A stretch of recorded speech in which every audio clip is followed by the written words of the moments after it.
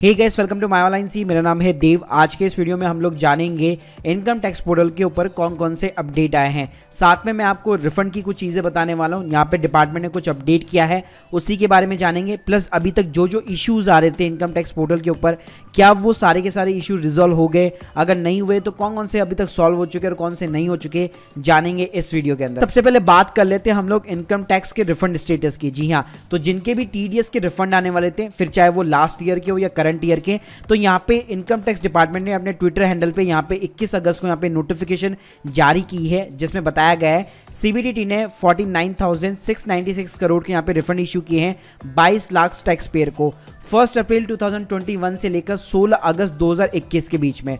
अब गाइस यहाँ पे इन लोगों ने क्लैरिफाई नहीं किया है कि जो रिफंड इशू किए गए हैं वो करंट ईयर के या फिर पास्ट ईयर के। सो गाइस, अगर मेरे किसी व्यूअर को यहाँ पे करंट ईयर का रिफंड मिल चुका है या फिर लास्ट ईयर के भी रिफंड मिल चुका है तो प्लीज कमेंट सेक्शन के अंदर मुझे जरूर बताइएगा। उसके बाद में गाइस सेकंड अपडेट ये है कि 22 तारीख को इनकम टैक्स डिपार्टमेंट ने इन्फोसिस के जो MD और CEO है साहिल पारेख, उनको यहाँ पे नोटिस भेजा था, एक सुमन भेजा था, जिसके अंदर एक्सप्लेन करने के लिए कहा गया था कि भाई अभी तक मतलब 2.5 महीने हो चुके हैं, आप लोगों ने 5,000 करोड़ का कॉन्ट्रैक्ट लिया है, उसके बावजूद भी इनकम टैक्स पोर्टल के ऊपर इतने सारे ग्लिचेस अभी तक रिजॉल्व क्यों नहीं हुए हैं। और गाइस कमाल की बात यह है कि 21 तारीख को इनका जो पोर्टल थे वो बेसिकली मेंटेनेंस के ऊपर चला गया था, पूरे 2 दिन के लिए यहाँ पे पोर्टल मेंटेनेंस के ऊपर था। उसके बाद में गाइस 23 अगस्त को यहाँ पे इन्होंने एक ऑफिशियल प्रेस रिलीज की, जब उनकी इन्फोसिस के जो CEO है उनके साथ में मीटिंग हुई, तो उन्होंने वहां पे एक्सप्लेन किया कि हमारे 750 लोगों की टीम यहाँ पे इस पोर्टल के ऊपर दिन रात यहाँ पे काम कर रही है। साथ में इन्फोसिस के जो चीफ ऑपरेटिंग ऑफिसर है मिस्टर प्रवीण राव, वो पर्सनली इस प्रोजेक्ट के ऊपर हैंडल करेंगे, पर्सनली देखेंगे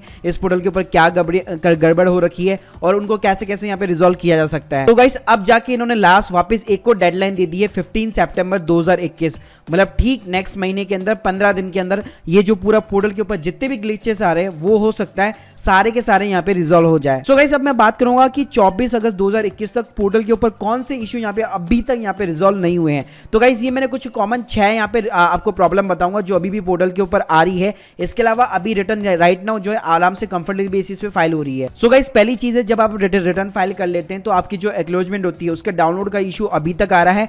फाइल करने के बाद में अगर आप डाउनलोड करना चाहते हैं तो फिर अपनी जो एक्नॉलेजमेंट है उसमें टाइम बहुत ज्यादा लग रहा है। सो गाइस अब बात करूंगा 24 अगस्त 2021 तक यहाँ पे पोर्टल के ऊपर कौन से इशू है जो अभी तक यहाँ पे रिजॉल्व नहीं हुआ है। पहला इशू सिंपल सा ये है, जब आप अपनी रिटर्न फाइल कर लेते हैं तो जो आपकी एक्नॉलेजमेंट PDF होती है वो ढंग से यहाँ पे डाउनलोड नहीं हो पा रही है, तो ये इशू भाई अभी तक बरकरार है। सेकंड थिंग ये है, ITR 3 2 वीक हो चुके लॉन्च हुए और यहाँ पे फाइल भी होने लग गई है, लेकिन उसके अंदर कई सारे कॉलम्स ऐसे हैं जहाँ पे आपको टेक्निकल इशू का सामना करना पड़ सकता है। तीसरी गाइस मेन प्रॉब्लम ये है कि जो नेट बैंकिंग का ऑप्शन हमेशा अवेलेबल होता है नए वाले पोर्टल के ऊपर वो ढंग से काम नहीं कर रहा। जब भी लॉग इन करो या तो ये बताता है कि आपकी नेट बैंकिंग की जो ईमेल ID है वो आपके इनकम टैक्स पोर्टल के साथ में मैच नहीं कर रही है। सेकंड थिंग ये कि गाइस कई लोगों ने क्या कर रखा है, जब उन्होंने फर्स्ट टाइम अपने इनकम टैक्स पोर्टल के ऊपर लॉगिन किया तो उन लोगों ने हायर सिक्योरिटी के अंदर नेट बैंकिंग ऑप्शन चूज कर लिया। तो गाइस ये ऑप्शन चूज करने से क्या हो गया कि जब भी वो लॉगिन करना चाह रहे तो सीधा नेट बैंकिंग का ऑप्शन आता है और नेट बैंकिंग के थ्रू उनको लॉगिन करने नहीं दे रहा, मतलब अल्टीमेटली उन्होंने खुद के अकाउंट को ही यहाँ पे ब्लॉक कर लिया है। तो गाइस जब तक नेट बैंकिंग का इशू रिजॉल्व यहाँ पे नहीं होगा तो कोई भी अपने रिटर्न ढंग से यहाँ पे अगर E-वेरीफाई कराना चाहता है नेट बैंकिंग के थ्रू, जो NRI कस्टमर है, मान लीजिए उनको आधार OTP से मतलब नहीं है, वो OTP नहीं लेना चाहते, वो अपना सिंपली नेट बैंकिंग के थ्रू E-वेरीफाई कराना चाहते हैं, तब गाइस उनके लिए ऑप्शन ये अभी अवेलेबल नहीं है। पांचवी गाइस प्रॉब्लम ये आ रही है कि जो बैंक हम लोग जो वैलिडेशन कराते हैं तो कई सारे बैंक्स ऐसे हैं जो काफी टाइम ले रहे हैं वैलिडेशन करने में। जैसे अगर मैं एग्जांपल की बात करूं, मोस्टली जो बैंक सारे जितने भी मर्ज हुए हैं आपको वहां पे थोड़ा सा ध्यान रखना पड़ेगा।